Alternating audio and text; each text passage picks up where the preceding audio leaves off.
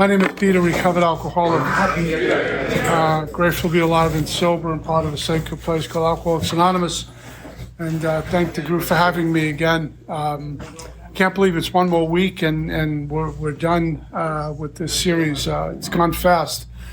June 23rd, 1988 is when a loving God separated me from alcohol. Very grateful to be a sober member in good standing in Alcoholics Anonymous. I have a home group and a sponsor, and I'm sponsoring a bunch of men. And my assignment tonight is to kind of finish up wherever God takes us on step 11. And I'm just going to try to get settled here with the story.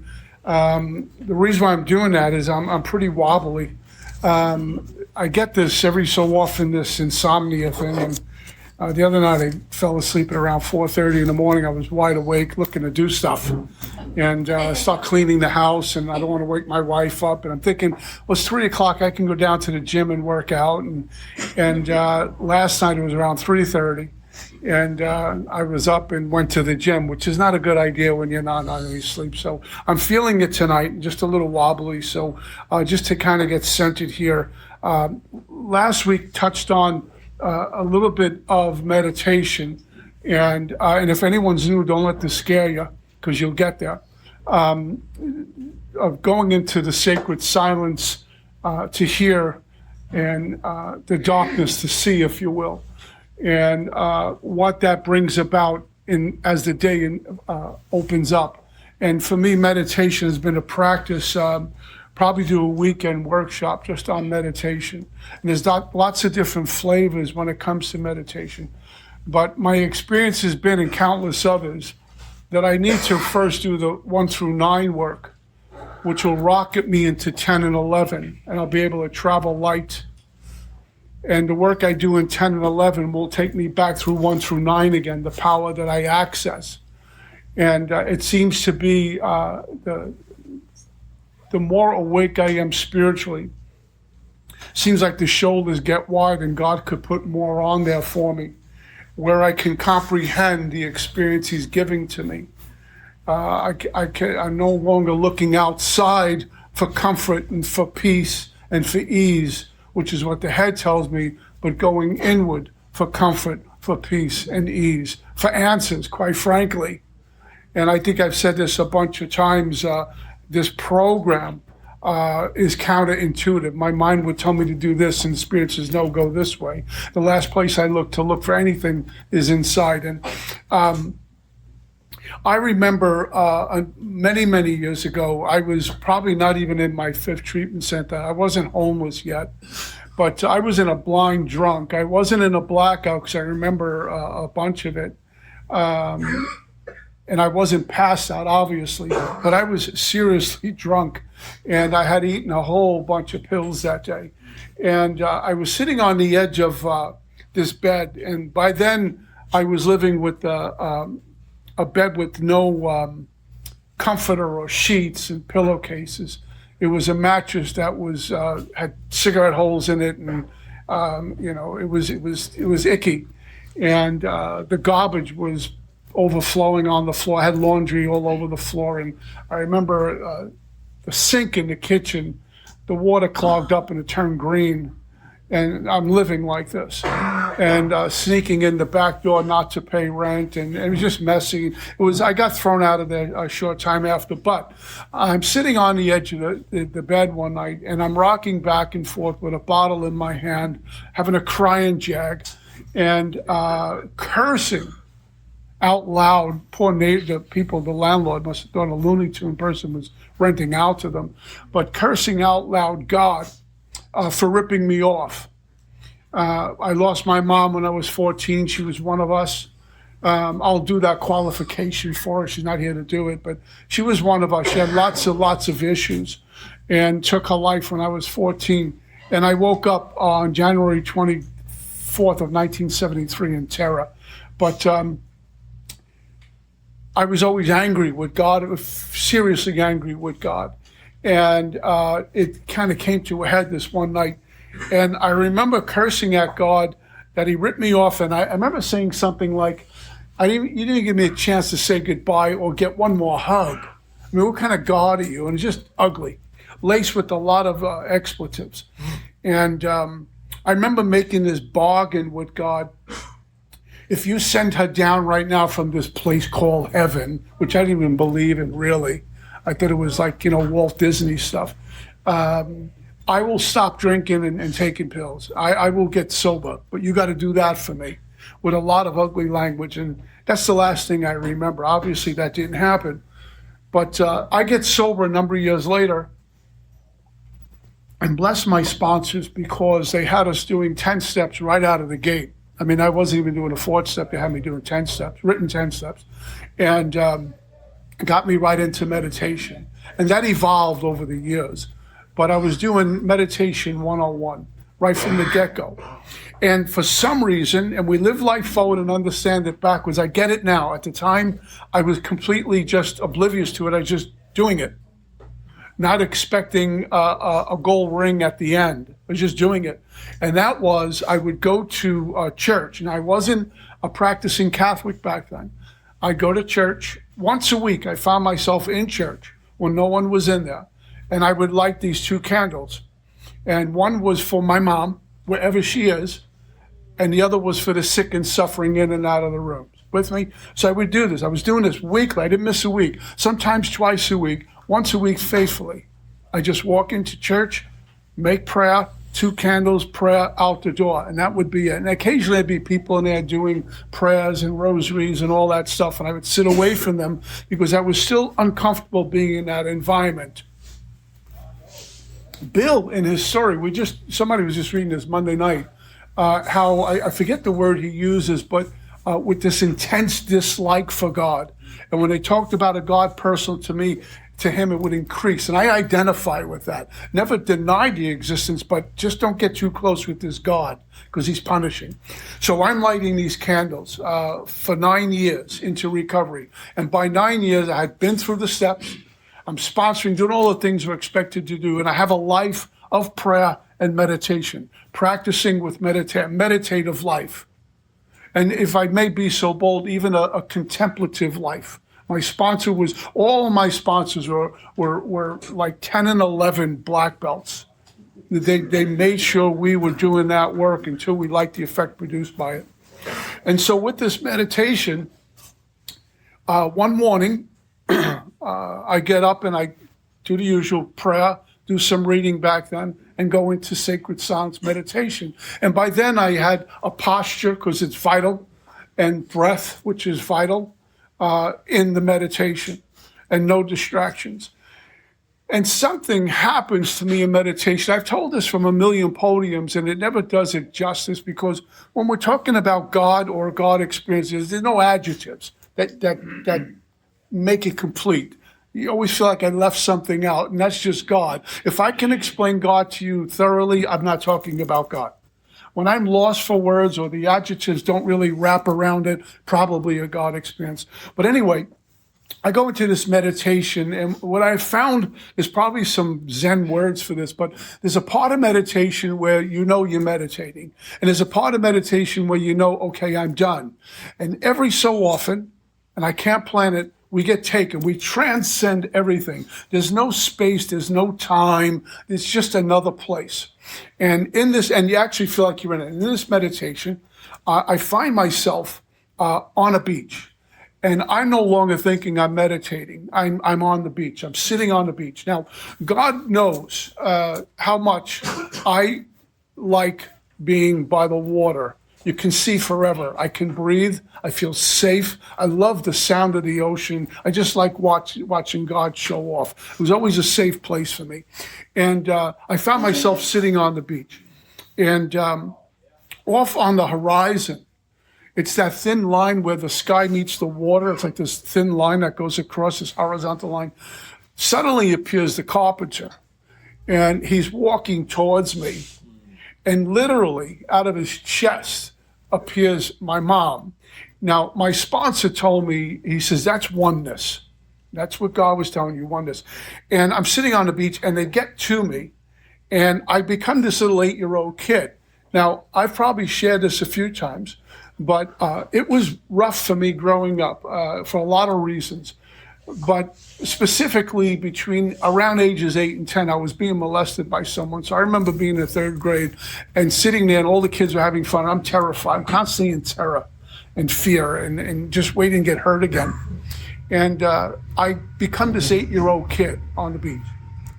And my mom kneeled down on one knee and gives me a hug. In this drunken place I was at, I'm negotiating with God. I want one hug. That's all I want from you. Show me a sign. So I'm this 8-year-old kid. My mom kneels down on one knee and gives me this hug. Now, I speak to the guys here. When you're 8 years old and you're having a tough day and mama gives you a hug, you are now gold. There's nothing better than mama giving you a hug. I mean, dads are cool, but there's something about mama putting her arms around you, everything's okay. And I stood up and I became obviously an adult at this point. And my mom held on to me again, gave me another hug as a man. And I remember she was weeping, but they were joyful tears and not sorrowful ones. And the carpenter was standing to my left and he put his arm around my shoulder. No words were spoken through this whole experience in this meditation. And without saying a word to me, we went eye to eye. And this is where it gets difficult because I can't describe it. But to explain euphoria, peace, freedom, love without boundaries, that's the neighborhood. And he tells me, she's okay, she's with me. The riddle was answered. And then my mom did something. She pointed off to the horizon and she pointed out these hundreds upon hundreds upon hundreds of flickering lights, yeah? And then she pointed off to the other side and pointed to hundreds upon hundreds upon hundreds of flickering lights. And then she gave me another hug. And they turned around, they walked away, they became one. And then I came out of this meditation. And when I came out of the meditation, I was surprised that I had been weeping, that my eyes were wet. And I didn't know that in the experience. And I was exhausted. Now, I don't know how long this lasted for. I'll be honest with you. I don't know if it was 2 minutes, 20, I have no idea. But I was confused also. I didn't get these flickering lights. It would be like if you were in a plane looking over a city at night, and everything's lit up. And I went to the phone immediately because you call your sponsor. And I called him up, and that's when he told me about oneness. And I said to him, I don't understand all those lights I saw. Thank God for an awake sponsor who had a 10 and 11 life that they were practicing. And he says, Peter, haven't you been lighting candles for your mom for about 9 years? I says, yeah. He says, she let you know she got them. And in that moment, the waterworks started. Not because I was feeling bad for me, but something that I repeated from a million podiums, knowing that I'm known by my Creator. My life changed in that instant, that I was not alone. And I think I shared this last week, that this God knows me, knows you, and knows when the heart is heavy, and knows we're in a dark spot. I don't even need to tell God I need some money or I need a job, because he knows already. I'm not going to tell him anything that he's going to go, oh, wow, I didn't know that. I mean, he's pretty hip. I remember sitting on the chair and I was just like beside myself, like what I was being told in Alcoholics Anonymous for 9 years about some very enlightened people in AA is actually true. And it gave the words I hear in here depth and weight, serious depth and weight, because I have my own first real God experience. One that I've been asked to share many times at a conference. Can you talk about that tonight? And I still hold on to that. I lost my dad 3 years ago. Now, I don't go into meditation and say, God, come on, hit me with something. But I know at some point, because of my previous experiences, God, something in that neighborhood is going to happen. There'll be a conversation that's going to take place. And I look forward to that. This is why, for a guy like me, I'd rather bear the pain of waiting for God than bear the pain of going on without God. It's just too profound. It does too much to enlighten me. Not more enlightened than anyone else, because that's egotistical, but to be able to saddle up next to you and do this walk together. And when you're struggling, I've been there, I can pull you out and not look down on you unless I'm picking you up. So this 11th step, sadly, this is my experience with the richness in steps 10 and 11. In my experience, it isn't really practiced that much by a lot of folks that I go into when I talk to them. They say, can you sponsor me? Or I'm struggling. I'll ask them, do they have a sponsor? I usually hear, well, that means no. And then I'll ask them, okay, when was the last time you went through the steps? And what does your 10 and 11 step life look like? And it's hit and miss. No wonder why you're in a valley. Is it too much heavy lifting? Do I not like the effects produced by God, even by hearing them? How free do I want to be? I'm going to settle for mediocrity. I'm going to settle for hanging in there. I'm going to settle with acquiring a whole bunch of knowledge so I can recite the book, and I get in my car and the world's just caving in on me. No? Because there's going to be nights and days where it's going to feel heavy out there. For me, need to have some muscles to get past all of that, some spiritual muscles, because life doesn't get easy out there because I got sober. It was no more wars because Pete got sober, and let's give him a whole bunch of money. Sometimes circumstances seem to get worse out there. And the thing about being awake, I had a sponsor, Mark, he would say, are you awake?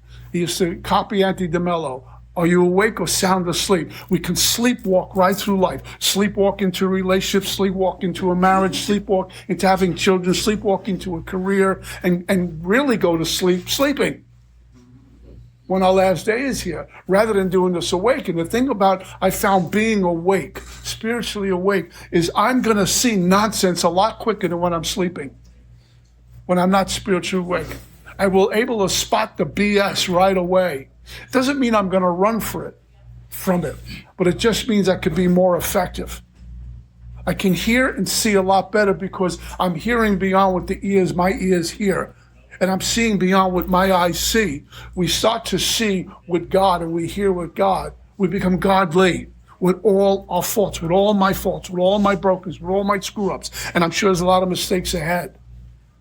They're just not gross mistakes where the Laura is looking for me or my wife is saying I'm out.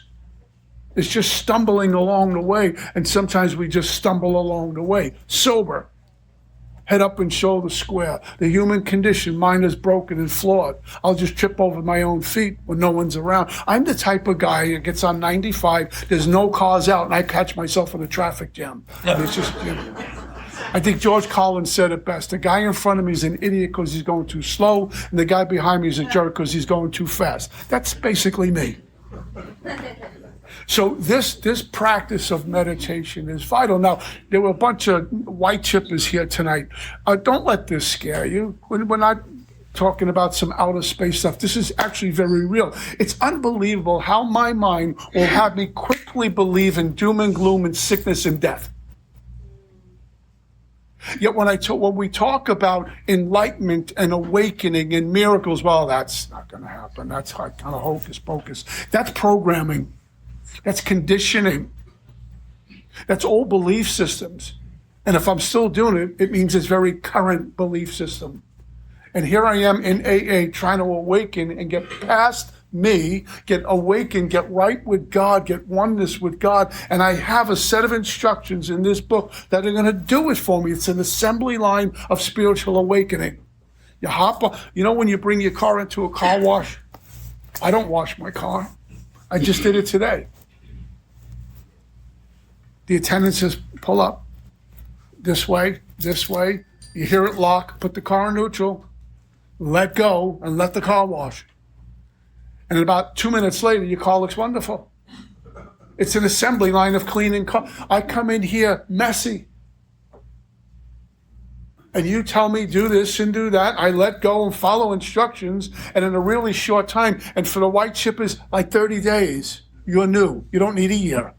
God doesn't wear a watch, and I don't think he has a calendar. He don't care. Everything's the present moment. It's just a do-over, and we get a lot of do-overs in here. And you could be sponsoring someone with 30 days or 60 days or 90 days. I mean, Ebby went in 12-step Bill with 2 months. Bill went and get Dr. Bob with about 6 months. They didn't have 5 years of enlightenment. You know, Bill, by the way, didn't write the book with 20 years sober. Bill was like, for where I am now with 37, I would say Bill's a new guy. And he's writing a book on how I'm supposed to live. Let's have a business meeting and figure this out. This guy with a few years is going to tell me how to do my life. You know, God don't care about that stuff.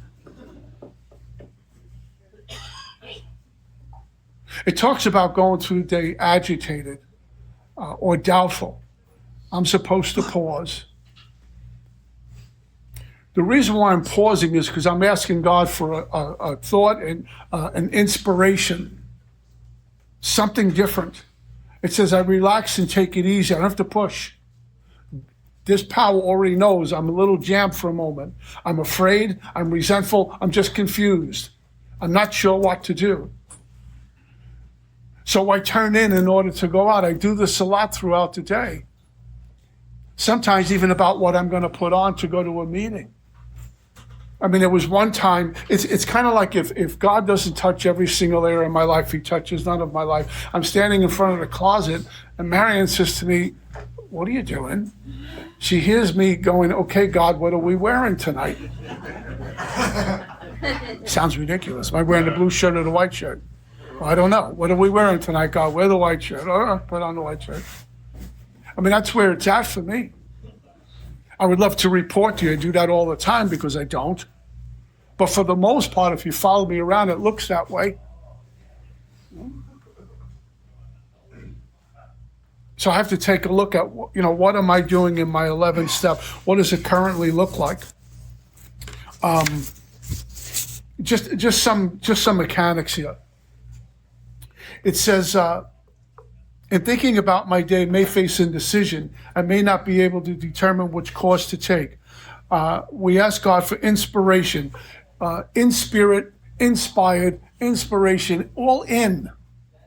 I'm not saying, okay, God, the book doesn't say ask God for a sign. I'm always looking for a sign, but even if a sign showed up, if the carpenter showed up right in front of me and I had to know spiritual muscles, I would say, what does this guy want? Who is this? I'd go right past it. So I'm looking for these signs, and God, trust me, God sends them. And sometimes it's in a newcomer who's got like 5 hours back who said something that can flip you. But I'm not awake spiritually, so I discount it immediately. Because God sends in everyone and everything to get me or get my attention. It says, I relax and take it easy. I don't struggle. Struggle is a mask. It's a mask to the truth. I'm struggling. Well, let's talk about this. My grant sponsor, Don, would say, so let me get this right. You're struggling. So you're a member of Alcoholics Anonymous. You have a sponsor. You have meetings. And you have 12 steps in the big book. You have a God. Why are you struggling? Here's why I'm struggling. Because I'm not getting what I think I want. It's called entitlement in Alcoholics Anonymous. I could be sober 50 years and still feel entitled. Where's mine? How come God's not giving me more? How come he's not working fast enough? And what the mind does is, well, I got to go pray to God. That means it's going to take forever and I want it right now. Too bad. That's the way it works. And then when God does show up really quick, I don't believe it's God because it showed up too quick. I am never satisfied. As long as I'm living in the head. I remember a sponsor used to say, I'm above ground, sucking air and sober. I'm having a great day. It says what used to be the hunch or occasional inspiration gradually becomes a working part of the mind. And it talks about how my thought life will be placed on a much higher plane when my thinking is clear of wrong motives. So it's kind of, I'm living in the soul here, and my visual is here's the soul, here's everything that I'm supposed to be doing and saying. It kind of trickles up to the end. I go, I think I'll do that. I won't say this. I think it's coming from the mind. It's actually the soul that's driving me around now. It's not my mind, which had me in bondage for so long. So long, I'm completely unaware that I'm in bondage to my mind. And I started to get a case of the restless, discontent stuff, the RIDS. And my aliveness is deadened because I'm consumed with me and my feelings and my issues. I'm suddenly become very offended at everything. I love people who get offended in AA for something. When I'm copping drugs, drug dealers weren't, so how are you today? How's your day? And the liquor store owner, once in a while, they give you, they run a tab with you. With me, they never ran a tab. They just looked at me and said, no tab. That was okay. And I come into A, we close the Lord's Prayer. Well, that's offendable. No, it isn't. No, it isn't. These are things that need to be cleared up for a guy like me if I'm really going to embrace the spirit that's in Alcoholics Anonymous. I need to get me and this thinking and all my prejudices and all my contempt out of the way. Because I don't care what they close with in AA. I don't care what religion it came from. It's called Alcoholics Anonymous. It's sacred. And it's good for me. It's soul food.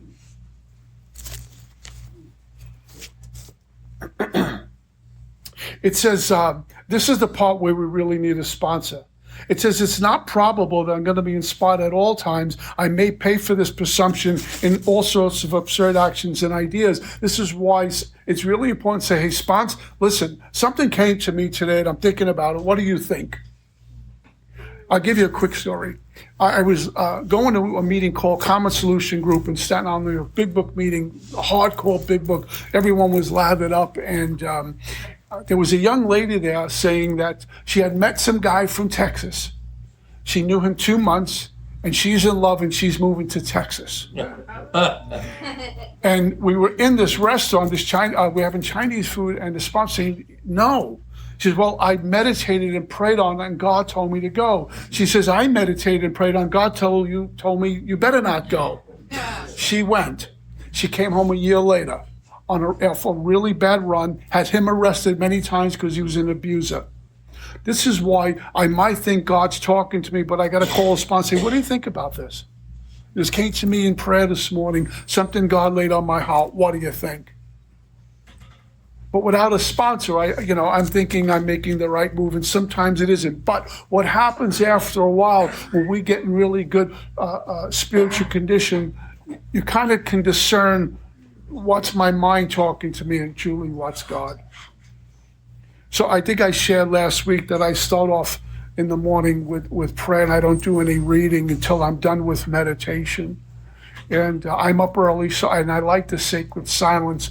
There's been times where I'm not up at 5. I've been awakened at like 3. And my first reaction is roll over, go back to bed. It's 3 o'clock in the morning. This is crazy. I got to go to work and things to do. It's too early. But I stay up, and it is no doom on the horizon. It's just I'm awake. I'm like ready to roll. Nothing bad. And so I go, get up and go into my prayer room, and it's maybe by now 10 after 3, and I'm doing prayer and meditation and my readings and stuff. And if it didn't happen there, more often than not, within a couple of hours, God would give me something. Sometimes it was simple, like, of course that's the right decision to make. And sometimes it would be other inspiration. Sometimes it would be a phrase or a few words that just clicked, that caused inspiration. Like when you hear a really good speaker and you hear something on a CD and it provokes something in you, and there's a whole bunch of stuff that follows. Songwriters know this. They see something, they put something down. Next thing you know, you get a chorus and a verse and a whole song. Something's awakened in it.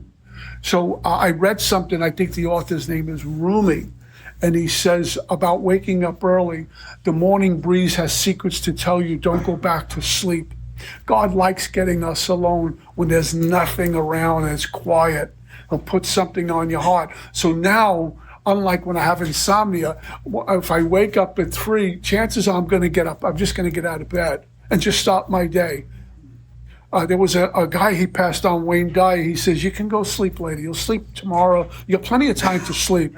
Let's pay attention to this little God wink you just got. Go with it. Go with it. It could be as simple as you sleep till 9 o'clock every day. You go to bed at 2. How about we get up early and get a little bit disciplined? So I'm going to wake you up. I'm going to stop this bad habit you're in. I don't know until I do it.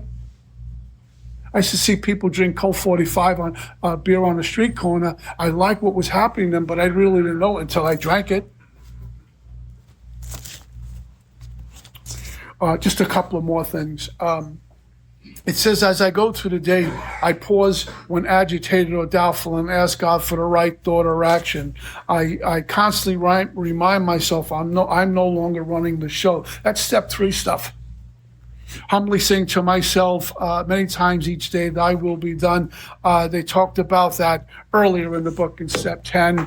Your will, not mine, be done. Carry the vision of God's will into home activities. He's saying the same thing over again. It's not my life is none of my business. I'm here. God wakes me up to go to work for him. And some days I leave the office too early. Some days I don't put in a good day's work. I know that. But my attempt is to put in a full day and a good day's work. Because what I'm getting back in return is a whole nother day sober and a life that I get to travel pretty light with. It says, we alcoholics are undisciplined. Well, that's an understatement. I came in here like a deck of cards that needed to be shuffled. It was messy. And then they get nice and neat. There was a movie that came out years ago called Officer and the Gentleman. Some of you guys, older folks, might remember that. And the opening scene is fabulous because you get all these vagabonds getting off the bus. And they look like they need a shave and a shower and some discipline. And Lou Gossett is the sponsor, and he reads them the riot act right from the get-go. And they go through all the stuff we go through in here, the ups and downs, the ins and outs. I'm quitting, I'm leaving. This is crazy. They want me to do all this stuff. At the end of the movie, they're impeccable. They're pretty. They're glossy. They're disciplined. It's exactly what happens in here. How free do I want to be? Do I really want to change? Everything, not just a few things. Not like I need to change this, but I'll leave that alone. I'll tweak this and I'll really change. I'm going through the car wash. It's going to do what it's going to do. I have no say so. But the product at the end is always wonderful. And anyone in this room who's sober double digits will talk about the transformation they've incurred and what is happening right now. It's still changing. When the work is done, God will call me home. We are folks in this undisciplined, so we let God discipline us in a simple way we've just outlined. We've covered all of that in the 12 steps. It's discipline after discipline. I mean, just getting some sponsors to call you on time is a major effort, And they always say the same thing, I didn't want to bother you. No, you didn't want to call me. Sitting on a fourth step for like 3 years. And, I'm being thorough, Pete. No, you're not. You're not doing it.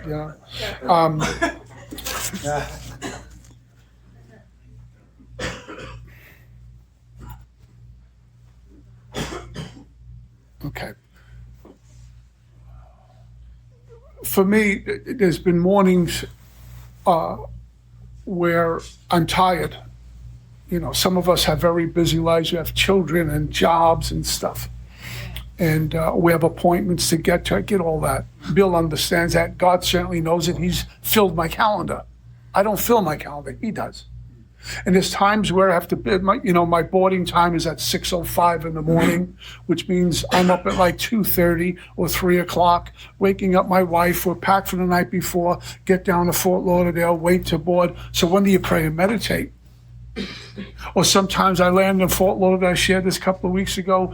It's like near midnight. By the time your luggage comes, you get in the car and get home. I'm home, it's like 1 o'clock in the morning. When do you pray and meditate? And if I had to go, God forbid, cop, or if I had to go get whiskey, I'd find time to get up early enough to get my stuff, and the same thing at night. Even if I didn't shower or shave or eat, I'd make sure I got that stuff in my body. It was paramount. So what I do is, the reason why I get up at 2:30 in the morning, I have to take some medicine that I take before I fly. That's needed. So I get that out of the way, and then I go into my prayer room. At maybe 2:45 in the morning, I'm in there. And I do my prayer and meditation. One of the things I do as well is not only pray for safety, I pray for the people who's ever flying that plane. I pray for them and the people who are working and the flight attendants, and that everyone else on the plane is safe. And anyone we come in contact with, God, please bless them. And whatever conference I'm going to, I ask God to anoint that room and those people before I get there. It's really important I do that, to bless this conference and everyone who's traveling to go attend it. Quite frankly, I'll let you in on something. I pray and meditate in the morning, and I do it about an hour or two before I get here, maybe an hour before I get here. And I've been doing this every time I do this. I've been doing it every Tuesday, that whoever shows up in the 12-step house, they get blessed and anointed by God. Because I'm going to be a part of this. This is not, I know I'm speaking, but I'm not doing this alone. We're all on the same bus. So it's important I do that. It's really important I continue to pray for other people. Our book says we can pray for ourselves if others will be helped. So sometimes I'm going to have a sponsee, let's use that, a sponsee who's really like a pain in the neck. They have ego all over them. Or maybe they're intimidating. You know, they're rich and famous or something. I've had some of those celebrity people get knee to knee with them. So I have to ask God to remove all of that so I can help them, so I can be more of service to them. And sometimes I get someone who's brand new, first time in AA, knows nothing, which is actually kind of refreshing.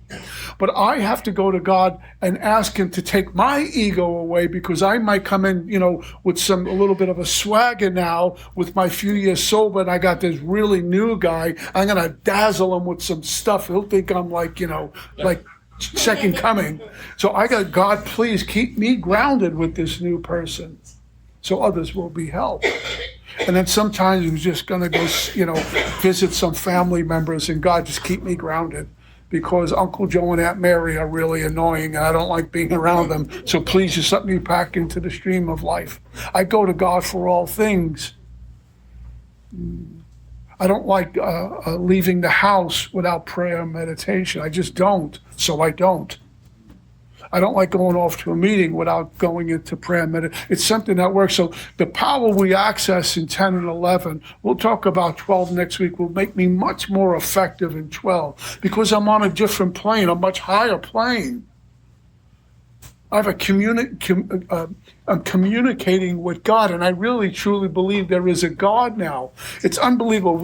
I come in here at the beginning, and I'm really, really tight about God. I said that earlier about Bill was explaining that in his story, and I would more than bristle with antagonism. And the conversion is, I love God. I want to serve God. I want to worship God. I need to please God. And I love going into prayer and meditation. I love gobbling up information. I like listening to people. Most of the folks I listen to, there's about a handful of AA people I listen to regularly. Most of them have passed on. A lot of the men from my lineage. I still listen to Marion Sponsor Polly, because to me she's just an icon in this fellowship. She's got a way of just getting in there. But most of the people I listen to are gone. Who I listen to a lot of is what we'll call non-AA people. They're what we'll call spiritual teachers and religious folks, pastors and things like that, because they speak directly to here. Now, I can't share everything I learned that they teach me in their language here, because you have traditions. But I can talk to you the effects produced by having that stuff be sitting in my soul. I get to travel light, the conversion that's happened to me. So information's a wonderful thing, but I need a power for a transformation. That power doesn't originate in me. It comes from another place. It comes to me, not from me. But it comes to us so often we actually feel like it's coming from us because we're just operating. I'm operating different. And I'm so far from perfect. But the guy who walked into AA in 1988, that guy is somewhere. That's the alcoholic guy. He's tucked away somewhere. But I don't sound or look or resemble that at all anymore. And that's just AA and God showing off. I mean, it's simple things like hygiene. I had none. Respect for people, I had little. And that's been changed. And I realize when I walk with God. And I know you do as well, even though you may not know it. It's little things I pay attention to. I like to wear a pocket square. I just like it. I like men who will put pocket squares. It's just nice. But the real reason why I do it, if you want to know, it's just something I just pay attention to. And God says, go. Trust that. You're not foolish. I was a little guy. My dad would teach me how to dress, how to knot a tie, how to fix your collar. I was a little guy who would tell me this color goes with that color. When you get older, you're going to know this. And he always fixed a pocket square. So when I put a pocket square in, for me, God said, go with that. I feel like my dad's right next to me. It's that important. Very rarely do I not have one in. Besides just liking that, I just feel like my old man's sitting with me. Because I go back to this big and he's, let me fix this for you. This is how you do it. He's one day when you find a girlfriend, you're going to have to know how to do this. And when you get married, you better know how to do it. She ain't going to do it. And so. Last thing, and I'll get out of your hair. Some things that come to me in the morning. In discipline, there's freedom. Even though the road has narrowed, and I need to walk the narrow road, not the wide road. There's a tremendous amount of freedom in that. I need to pay very little or no attention to my mind. Scripture talks about being double-minded as being unstable. And in my language is today's Moses, tomorrow's Rambo.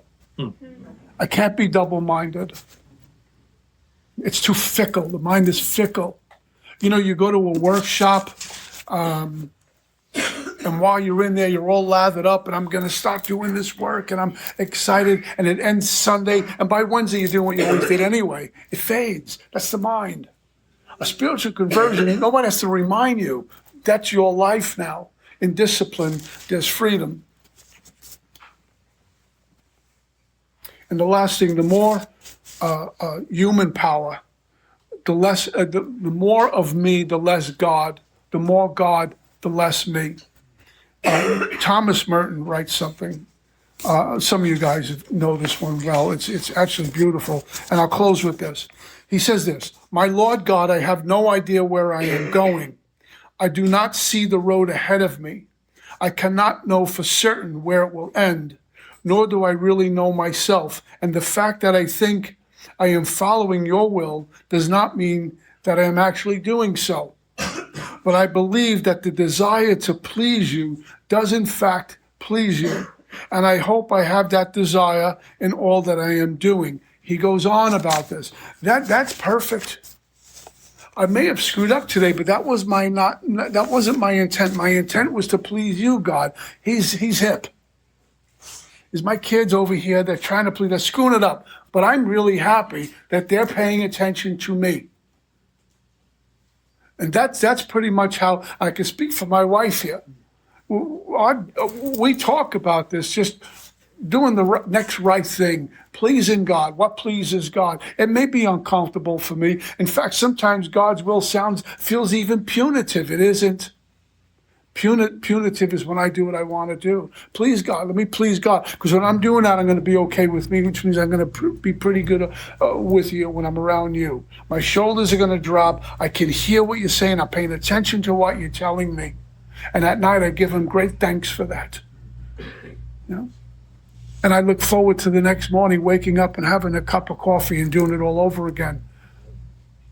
This is a blessing. The age of miracles is still with us. Our own recovery proves that. If you're a white chipper, just look to your left or right. There's a cat sitting next to you, maybe 30 days. He's got 30 days. He's got 30 days. Those are 30 miracles in a row.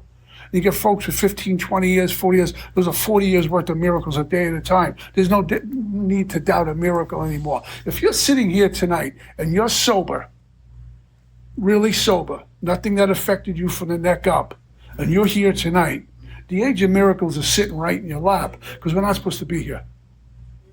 But here we are, broken and flawed and messy and sometimes shiny and glossy, and you're leaning on me today and I'm leaning on you tomorrow, but we're doing this walk and it's all in God's light. And one day we wake up and go, oh my God, I've been in a life for a long time. This is pretty cool. I like my seat in AA. That's all I got. Peace.